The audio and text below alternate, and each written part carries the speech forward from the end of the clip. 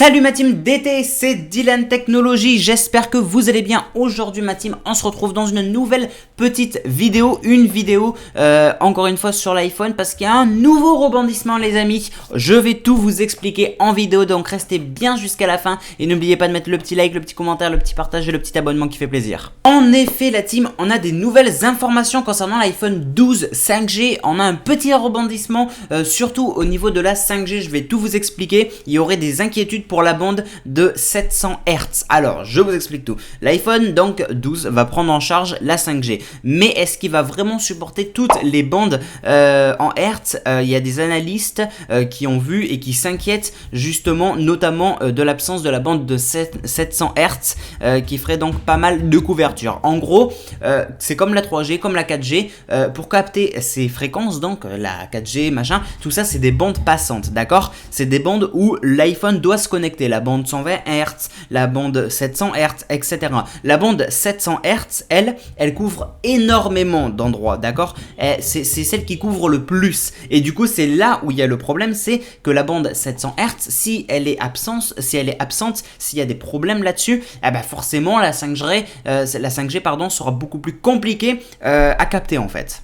Bon, alors écoutez, pour vous la faire simple, si l'iPhone 12 ne supporte pas la bande 700 Hz, alors vous vous retrouverez donc avec des problèmes de couverture. C'est ce qu'a indiqué donc un analyste qui est très bien réputé, l'analyste Matteo Howitz. Désolé pour l'anglais, mais voilà quoi. Et en fait, il ajoute que les bandes de fréquences sur lesquelles l'iPhone fonctionne sont d'une importance cruciale, forcément pour capter du coup la 5G ou même la 4G. Et en fait, ces propos s'attardent tout particulièrement au Royaume-Uni, mais pas que, justement parce qu'en fait ils peuvent concerner tout le reste de l'Europe également. En effet, la bande 700 Hz est utilisée dans de nombreux pays européens, dans la France, et du coup chez nous c'est surtout Free Mobile par exemple qui l'utilise, mais beaucoup d'autres opérateurs l'utilisent aussi, mais énormément Free Mobile. Et en fait la bande 700 Hz elle est énormément utilisée donc un peu partout dans le monde, mais surtout en Europe et en France comme on a dit,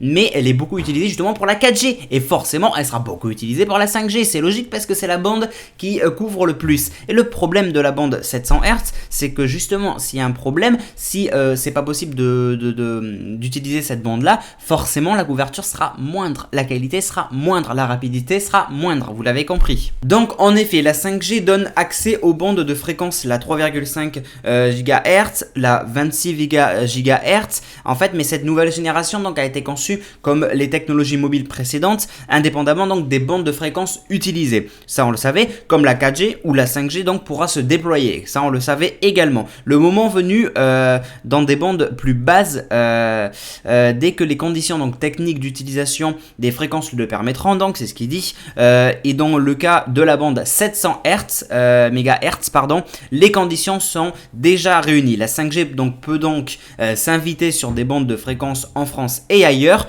Alors le truc c'est que la situation probable est que cette bande soit occupée avec la bande 3,5 GHz afin d'associer la couverture donc de la bande 700 MHz et donc une capacité en vitesse donc de 3,5 GHz. Les signaux parcourent des distances beaucoup plus longues comme il dit, ils traversent très bien les murs et les bâtiments avec les bandes 700 MHz, ajoute donc l'analyste pardon. Pour sa part donc l'analyste il dit que le déploiement de la 5G sera bon avec la 700 MHz aussi au Royaume-Uni aussi. Par contre ça sera assez rapide car les réseaux en ont vraiment besoin en fait de cette bande, et c'est là où il y a le problème, c'est qu'on n'est pas sûr du tout que la bande soit potentiellement utilisable, sachant qu'elle est déjà beaucoup utilisée, etc.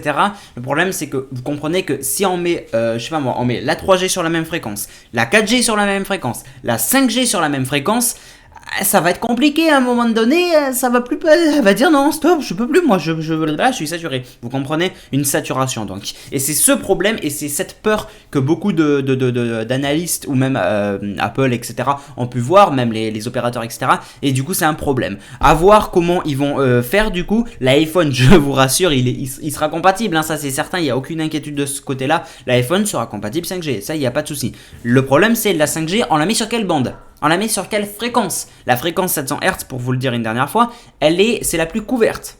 Donc ça va poser un problème. On va pas foutre la 5G sur une fréquence qui est très peu utilisée, qui est très peu couverte. Je veux dire, je sais pas, moi je vais dire une bêtise. Admettons la 5G elle sera uniquement à Paris ou quoi en fait? Voilà, il n'y a rien d'autre tant que la 700 Hz c'est pas disponible. Vous voyez ce que je veux dire? Et c'est là où du coup ça complique un petit peu les choses. Bien les amis, c'est la fin de cette vidéo, j'espère en tout cas qu'elle vous aura plu. Donnez-moi votre avis dans les commentaires, qu'est-ce que vous en pensez? Est-ce que vous pensez qu'au final la 5G va être déployée sur la 700 Hz? Ils vont enfin trouver une solution? Perso, je pense que oui, enfin j'espère en tout cas que oui, mais je pense que oui quand même. Bref, donnez-moi votre avis dans les commentaires, je les lis et j'y réponds. En plus de ça, n'hésitez pas du coup à vous abonner pour ne rien louper et surtout activer les cloches des notifications pour être certain de rien louper. Comme ça, dès que je sors une vidéo ou dès que je sors un live, bim, vous avez la notif. Et si vous ne l'avez pas, je vous invite vraiment à me suivre sur les réseaux sociaux. Tout est en description, Facebook, Twitter, Instagram, Snapchat, TikTok, Discord, bref, tous les réseaux sociaux, c'est super utile. Je partage mes vidéos et mes lives aussi dessus parce que c'est vrai que beaucoup d'entre vous sur YouTube ne reçoivent pas forcément les notifications et du coup c'est un problème. Donc vraiment, rejoignez-moi sur les réseaux sociaux. N'hésitez pas à liker, commenter, partager, abonnez-vous et on se retrouve du coup dans une prochaine vidéo. N'oubliez pas que mardi 13 octobre, je serai en live pour vous diffuser la keynote d'Apple en français sur ma chaîne YouTube. Donc voilà, on se donne rendez-vous d'ici là. Merci à tous, c'était Dylan Technologies. Salut tout le monde.